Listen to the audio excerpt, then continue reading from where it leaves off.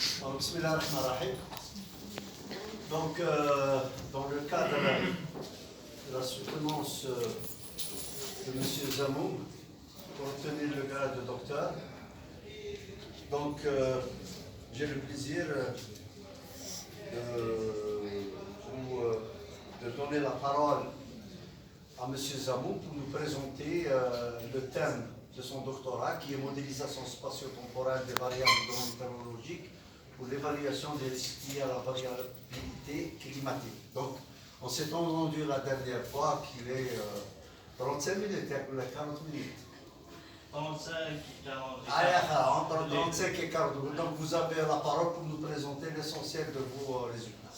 Merci, Monsieur le Président. Je vous en prie. Monsieur le Président, Madame membre de jury, Madame Boébian, Messieurs les membres de jury, Madame la directrice de thèse, chère assistance, donc j'ai l'honneur de vous présenter dans le but de l'obtention de diplôme de doctorat 3e cycle NMD mon travail qui s'intitule Modélisation spatio-temporelle des variables hydrométéorologiques pour l'évaluation des risques liés à la variabilité climatique.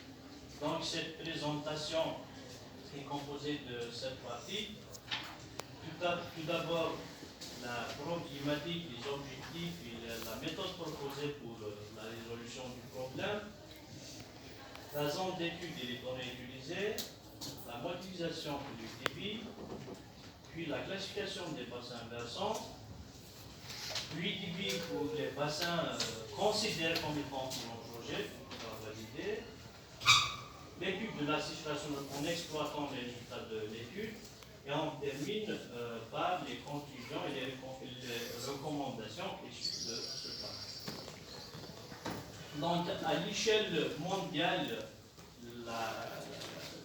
le milieu principal pour soutenir les besoins lourds de l'être humain reste toujours les poules. Donc, il est nécessaire de connaître le régime de fonctionnement et leur débit. Toutefois, et malheureusement, et à travers le monde entier, la majorité des cours d'eau restent encore non jaugés, ce qui constitue une contrainte, une grande contrainte pour le domaine de la gestion et de la mobilisation de la ressource.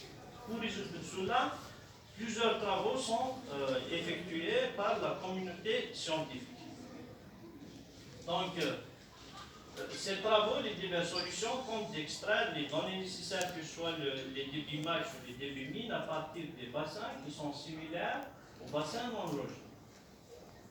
À partir de l'étude bibliographique, on a constaté que la majorité des études exploitent principalement la modélisation fluidique.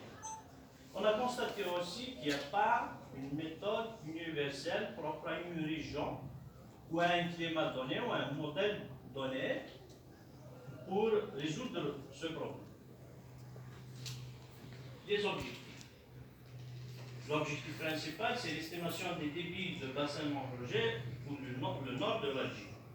L'exploration de la relation pluie-débit par l'utilisation du modèle GR2M. La comparaison des méthodes de classification des bassins versants, linéaires et non linéaires. Étude de la sécheresse pour les bassins non logés algériens. Donc, l'approche proposée. Tout d'abord, après avoir rassemblé les données nécessaires, et calculé les différentes caractéristiques des bassins, on réalise la modélisation fluidique. La première partie.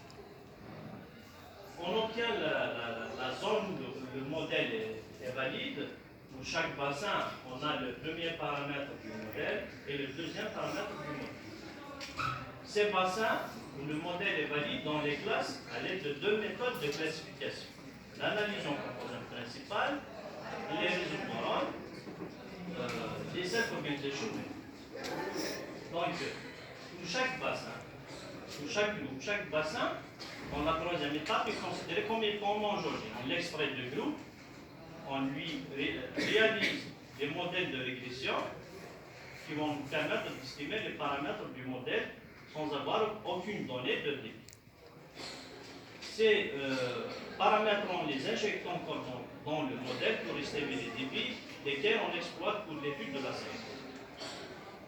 ce qui concerne la zone d'étude et les données utilisées, donc la zone d'étude s'étale sur tout le nord algérien, donc, de la frontière tunisienne à la frontière marocaine, avec des altitudes entre 0 et 2400 mètres.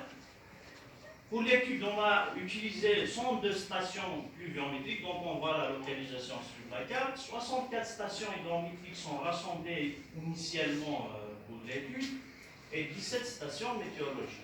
Ces 17 stations météorologiques, on utilise leurs données pour l'estimation de l'ETP par l'utilisation de la formule de Hanarach, qui est caractérisée par un coefficient de correction régionale, coefficient de correction mensuel propre à chaque mois, la durée d'insolation qu'on calcule par la formule qu'on voit ici, et la température moyenne mensuelle.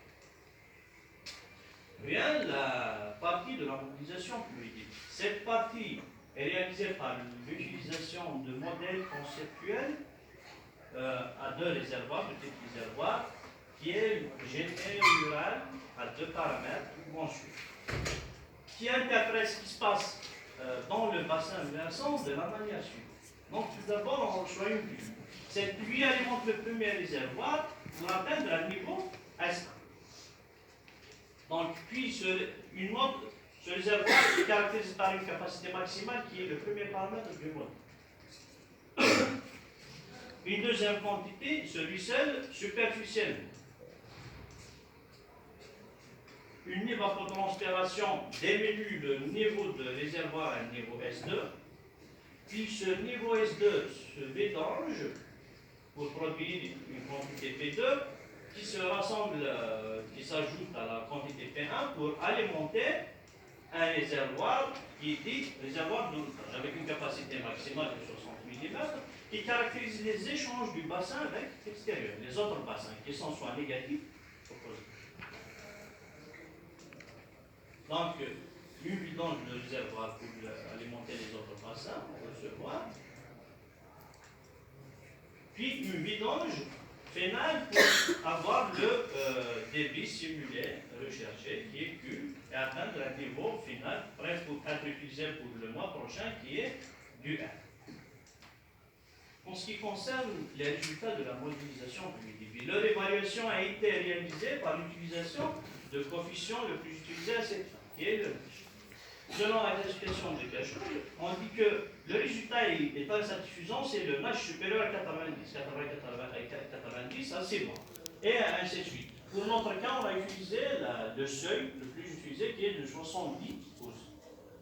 En ce qui concerne le calage et la validation, la division de l'échantillon de données, on s'est efforcé d'utiliser pour période de calage la période sèche et pour période de validation la période humide.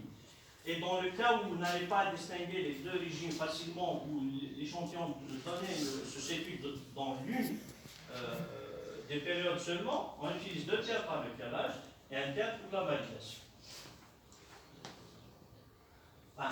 Pour les résultats, après avoir vérifié les stations hydrométriques vis-à-vis des aménagements de la mobilisation de la source hydraulique, on a obtenu 51 stations valables. Donc on voit les résultats. La première critique qui peut être donnée à ce travail, c'est qu'on n'a pas pour toutes les stations les mêmes périodes de calage et les mêmes périodes de validation. Et cela a été réalisé parce que c'est tout ce qu'on a comme données. Certes, cela c'est une critique, mais on obtient de résultats dans ces conditions. Ça veut dire que le modèle, avec de meilleures conditions, donnerait de meilleurs résultats, encore plus performants. Alors aussi, c'est comme si on allait valider le modèle par l'utilisation de la quatrième méthode exposée par Esgar en 1990, en ce qui concerne les résultats. Donc, ce qu'on voit ici en bleu, c'est là où le modèle se calme, avec un seuil de Nash supérieur à 70. Ce qu'on voit ici en vert, c'est là où le modèle se valide. Et c'est une station qu'on va prendre comme étant valable pour le reste de l'étude. On a essayé d'interpréter ces résultats selon le fonctionnement des bassins versants, selon leurs caractéristiques. La première caractéristique qu'on a utilisée, c'est le type de climat des bassins. Donc on superpose des zones valides avec un âge supérieur à 70, non valides au type de climat. Et on a conclu, bien sûr en s'appuyant sur d'autres études, principalement réalisées en Chine et en Inde. Donc en les superposant, on a remarqué que les zones valides se superposent avec un pourcentage très important au climat humide et subhumide. Et inversement, les non valides au climat semi-aride. L'autre paramètre qu'on a utilisé aussi, c'est la perméabilité du sol. Pourquoi? Parce que la conception, l'algorithme du modèle, tient compte de réservoirs. Et cette perméabilité exprime la capacité du sol à retenir et à soulever des dangers en eau. Toutefois, la répartition spatiale des différentes perméabilités ne permet pas de conclure, même si dans d'autres travailleurs, ils ont conclu que ce paramètre influence les résultats du modèle. Pour notre cas, on ne peut pas conclure parce que la répartition est égale entre les deux. On a utilisé aussi d'autres paramètres, comme la couverture végétale.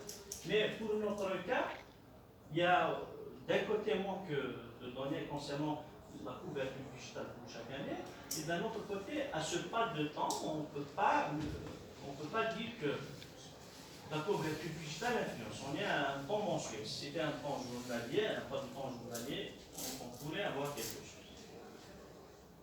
Donc, en ce qui concerne la classification des bassins versants, l'objectif de cette partie, c'est que on inclut le bassin non jaugé à l'intérieur du bassin jaugé, en utilisant ses caractéristiques morphologiques. Notre objectif, c'est de comparer la puissance de méthodes non linéaires, les résultats, et les méthodes linéaires classiques. En ce qui concerne les self-organization, les cadres auto-organisés, ils sont élaborés par qui on connaît en 1982. Le principe biologique, c'est que chaque zone de cerveau humain est responsable d'un sens dans le corps humain. Et leur algorithme, c'est que c'est des réseaux de neurones, une couche d'entrée qui est composée des données du bassin versant, et la carte comme étant la couche de sortie. On a des liaisons entre la couche d'entrée et la couche de sortie, par les deux clichés. L'algorithme commence par une initialisation, un choix arbitraire des valeurs de WGI, échantillonnage de l'échantillon d'apprentissage, la liaison en calculant la distance euclidienne entre l'entrée et la sortie, la mise à jour de cette distance qui est caractérisée par deux paramètres, dont le paramètre principal c'est la fonction de voisinage. Puis on réitère l'algorithme à partir de la deuxième étape. Pour notre cas, on a utilisé 1000 itérations, le nombre le plus recommandé. En ce qui concerne la fonction de voisinage, on a utilisé la fonction sigmoïde dont l'amplitude augmente à chaque itération. Et on va voir ici, dans la distance, va diminuer pour définir ce qu'on appelle le neurone vainqueur, auquel le bassin va se relier. Les résultats de la classification. Tout d'abord, selon la cité, 100% de l'information a été expliquée par les 4 premières composantes de la cité. Selon la position de chaque bassin sur l'axe, on a pu avoir 8 bassins pour le premier groupe, 4 bassins pour le deuxième, 5 bassins pour le troisième groupe. Donc on voit toujours la répartition spatiale ici, et 8 bassins pour le dernier groupe. Et ici, on voit la contribution de chaque variable sur chaque axe et les coefficients de corrélation qui ont découle de la classification. On voit ici qu'il n'y a pas une répartition distincte des différents bassins. En ce qui concerne les résultats de... Bon, ici, la vidéo n'est pas bien claire, mais en la zoomant, on peut voir l'organisation des groupes, la répartition des groupes. En ce qui concerne les résultats, donc, on voit ici, dans la vidéo en 3D, la partie basse est caractérisée dans ce plan à 4 dimensions, à savoir la superficie, l'indice de pente de roche, la densité de drainage, comme 4e dimension, l'indice d'aridité. Le groupe B se situe tout en bas. Puis, on a le groupe A, qu'on voit ici. Le groupe A, ça veut dire somme 1. Puis le groupe B, somme 2. Elle se localise dans cette partie. Puis le groupe C, qui est caractérisé par les plus importantes valeurs en général. En ce qui concerne la comparaison les résultats des deux méthodes, on a utilisé une comparaison tout d'abord primaire, en utilisant les courbes d'Andros. Ces courbes d'Andros, qu'est-ce qu'ils disent?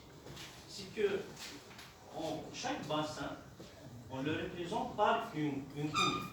Donc, chaque groupe de bassins va constituer un fuseau.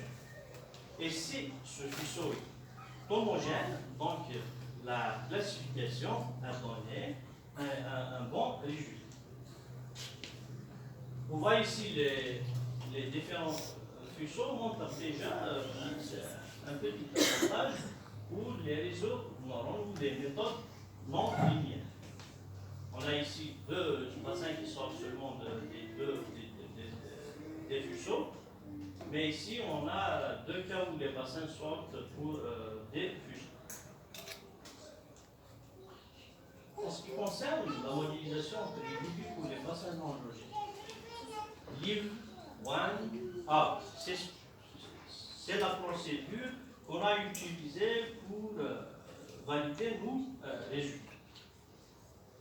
Tout d'abord, on extrait le bassin de groupe, on estime les paramètres du modèle grâce au modèle de régression.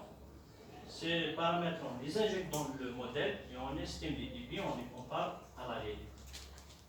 Tout d'abord, pour savoir quelles sont les données à utiliser, on a, selon les données observées, choisi des stations arbitraires, comme ça, aléatoires, qui sont caractérisées par un âge observé. Donc, on utilise plusieurs échantillons de variables caractéristiques morphométriques pour estimer un âge, sans tenir compte de la signification de l'âge. Tout d'abord, le échantillon, le deuxième, le troisième. On a remarqué ici que deux stations, parmi les stations choisies, nous donnent de très mauvais résultats. On va voir pourquoi. Et sur lequel, et après avoir comparé les différentes valeurs de l'âge, on a opté pour l'utilisation de la superficie de l'indice de pente de roche. Ce sont des paramètres très importants. Surtout l'indice de pente de roche, parce qu'il est compose. On voit ici que là où les bassins ne font pas de bons résultats, appartiennent à des groupes de bassins très réduits.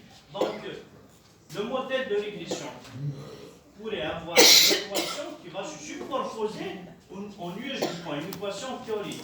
Mais il ne peut pas estimer une valeur qu'on ne connaît pas. Il n'est pas puissant parce qu'on a un nombre de régressions.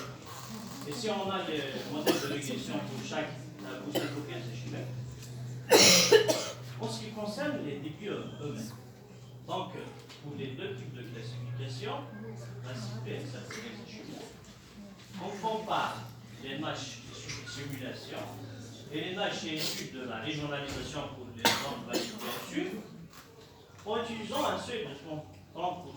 30%, c'est vrai, ça peut être critiqué. On a débuté avec un seuil de 70. On s'est dit, on n'a pas d'informations, donc on cherche le minimum. On est descendu à un seuil de 50. On a remarqué que dans le cas où les gens ont des données, ils utilisent déjà ce seuil de 50%. On s'est dit, on va descendre à un seuil de 30%. Peut-être qu'on va obtenir quelque chose. Et on a obtenu quelque chose.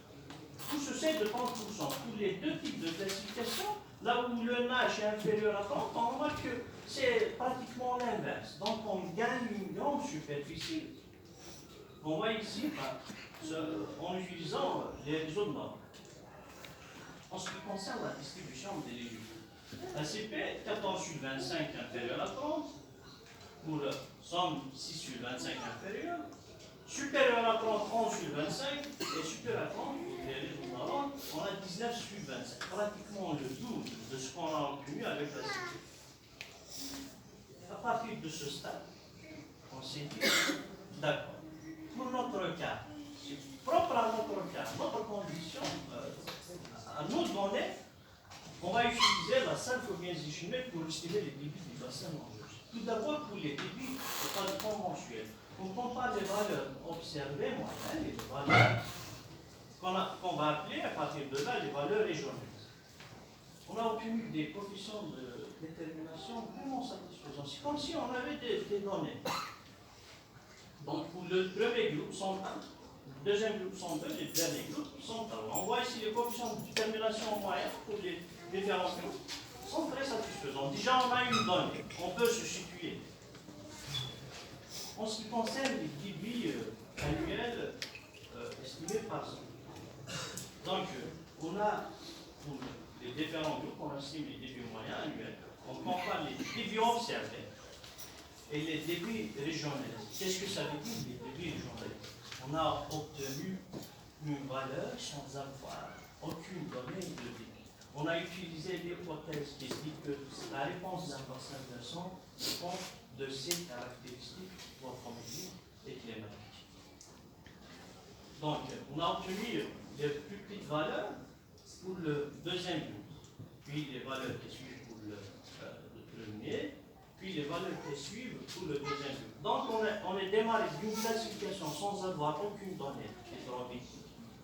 On a obtenu des données hydrométriques régionalisées qui se distinguent entre les différents groupes. En comparant les nages entre l'observation et ce que donnerait le modèle, parce que l'objectif principal, c'est quoi? C'est de reproduire ce que va donner le modèle dans le cas où il n'a pas de. Si on aurait utilisé un autre modèle, peut-être qu'on va avoir de meilleurs résultats. Et on va voir comment on a utilisé le verbe. Donc, observation canal, observation régionalisation. Donc, les coefficients de détermination externe, ça, il y a eu une diminution, c'est ce qui est logique, mais les coefficients de détermination disent qu'on a obtenu un résultat. C'est satisfaisant.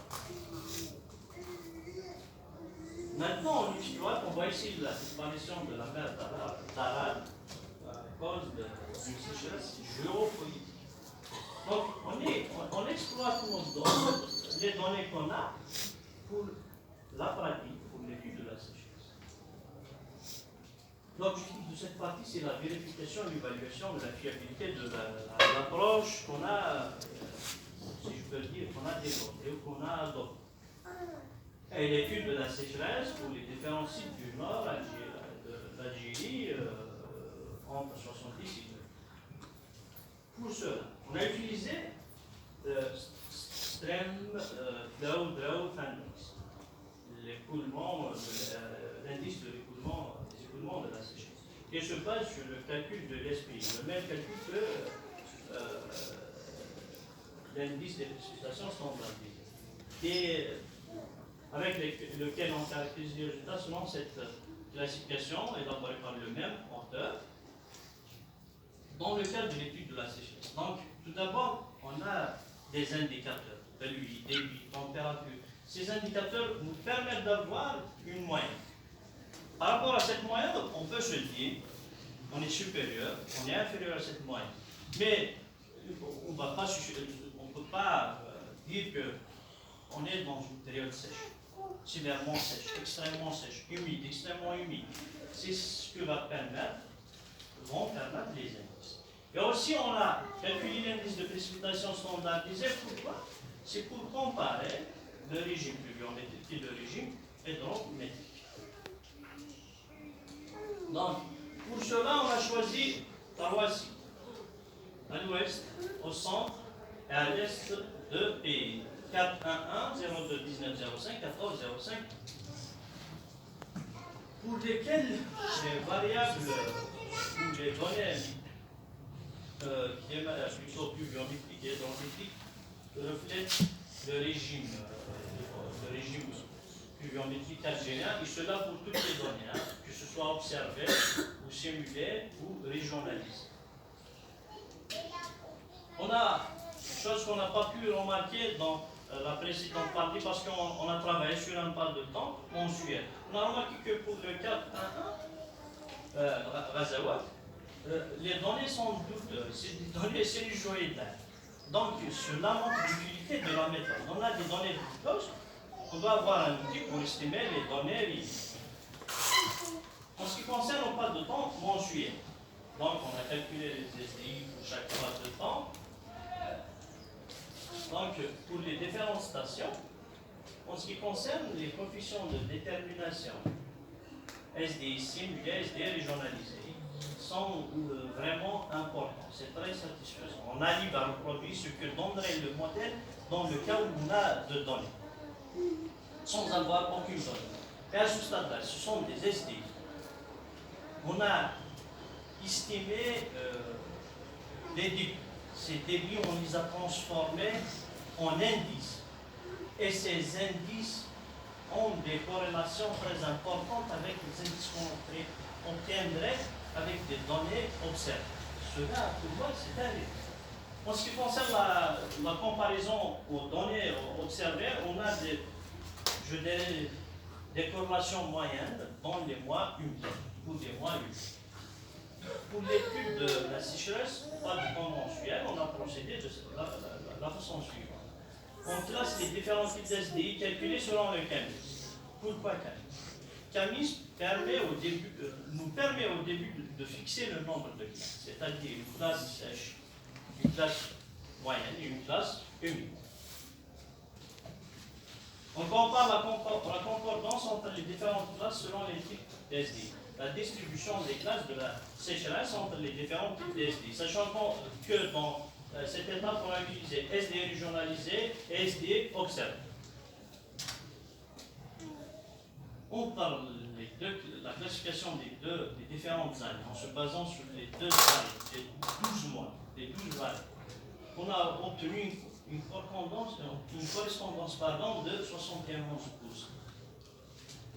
dans laquelle la première classe à la première classe et correspond à notre première classe, c'est-à-dire observé et régionalisé, la deuxième à la deuxième, la troisième à la troisième. Et ce qu'on voit ici en bleu, c'est on a utilisé encore les poutres d'Androche pour vérifier l'homogénéité des classes et comparer.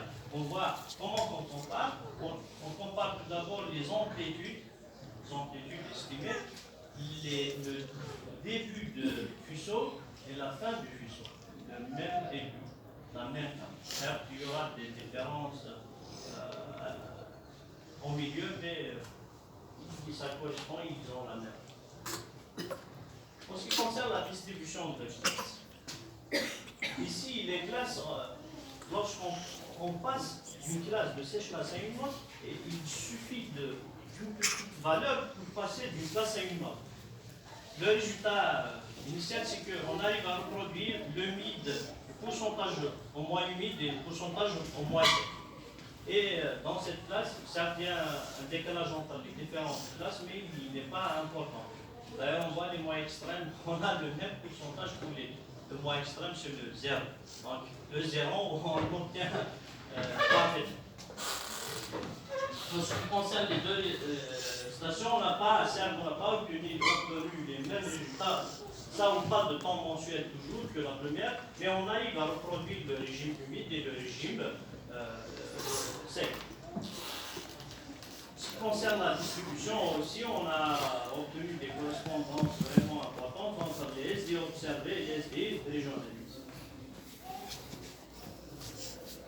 En ce qui concerne le SDI annuel, donc on étudie la sécheresse au pas de temps annuel, une sécheresse hydrologique. On a tout d'abord les SDI calculés, observés, simulés et régionalisés. On compare la reproduction du modèle, ça nous donne des coefficients de détermination vraiment importants.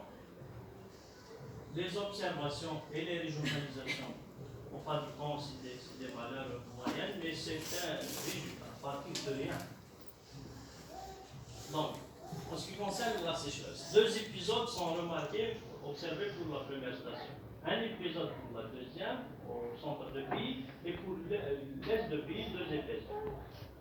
Ici, on s'intéresse aux parties où il y a succession d'épisodes de sécheresse. C'est que lorsqu'il y a succession d'épisodes, qu'une sécheresse peut affecter un écosystème, peut faire disparaître ou changer ou diminuer une espèce.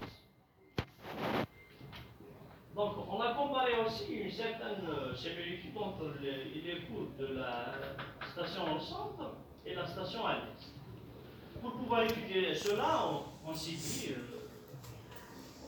on doit voir est-ce que la variation de la sécheresse est la même pour tous les types d'indices et d'indicateurs pour les deux stations. Donc, on réalise un test de recul qui va nous permettre de voir est-ce que cette série de données est homogène ou non homogène. On a utilisé pour cela le test de Petit. Donc, dans ce cas, on calcule l'SPI. Cet SPI est utilisé pour comparer le régime pluviométrique et le régime hydraulique. Pour la première station, l'année 1980 est l'année de recul pour toutes les données, que ce soit hydraulique, que ce soit pluviométrique, que ce soit indicateur, que ce soit indice.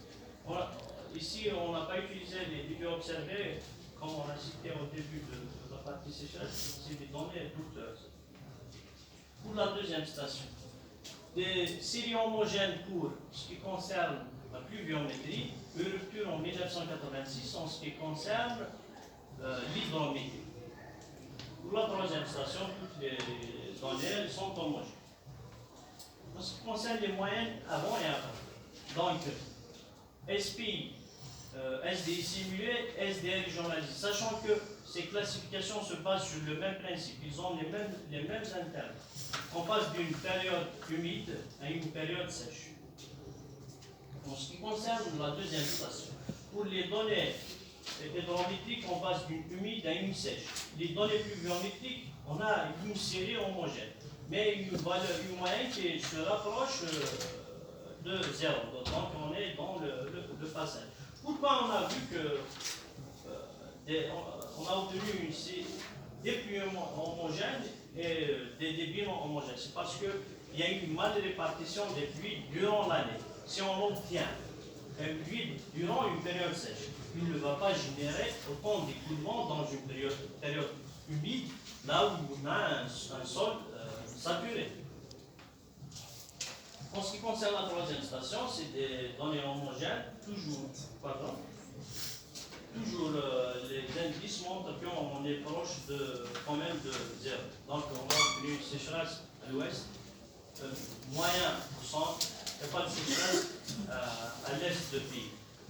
Et cela correspond aux résultats de différentes études qu'on a consultées. En ce qui concerne les conclusions et les recommandations. La première conclusion, c'est 2 ans.